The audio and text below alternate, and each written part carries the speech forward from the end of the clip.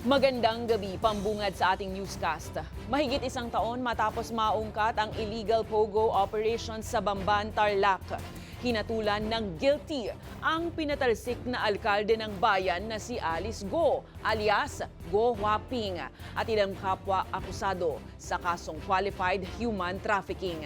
Pinababawi rin ng Pasig Court ang tinatayang 6 billion pesos na Baofu land compound doon na nagsilbing pugad ng kriminalidad at torture. Ang balitang A to Z ni Ace Cruz. Guilty. Yan ang hatol ng Pasig Regional Trial Court Branch 167 kay dismiss Bamban Tarlac Mayor Alice Go sa kasong qualified human trafficking na may kaugnayan sa Pogo Hub sa probinsya. Reklusyon perpetua o hanggang 40 taong kulong ang sentensya at multang 2 milyong piso. The case emanated from accused Alice Guo's role in providing financial support to labor trafficking in her capacity as incorporator and director of Baofu Land Development Incorporated, Hongsheng Gaming Technology Incorporated, and Zunyuan Technology Incorporated. Hinatulan din ng reklusyon perpetua ang 7 pang co-accused kabilang sina Jamie Lynn Santos Cruz, Rachel Malonzo Carrion at Walter Wong Rong.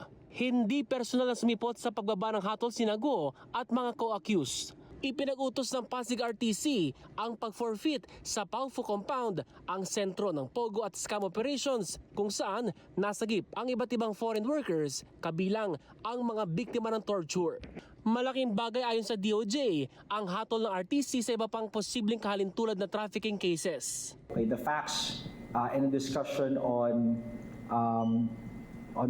on how the conspiracy was effectuated, for example, on the violations made, on how the actions led to labor trafficking and so.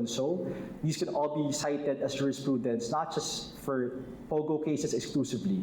Nagbunyang ilang senador sa hatol kay Go na bunga ng serye ng investigasyon ng Senado sa issue. And to all others who enabled Alice Go's criminal empire, the Philippines is not a playground for exploitation, infiltration, and espionage. Accountability is coming. Justice always finds a way. Well, this is vindication to all the human trafficking victims that were preyed on by this Pogo Hub in Bamban. Patuloyan nila silang mga ngalampag sa government agencies at mag-iimbestiga hanggang mapanagot ang lahat ng mga sangkot. Bukod sa trafficking, sinabi ng DOJ na may ilang pending cases pa laban kay Go, kabilang ang money laundering, ilang falsification of public documents at iba pa. Para sa balitang A to Z, Ace Cruz.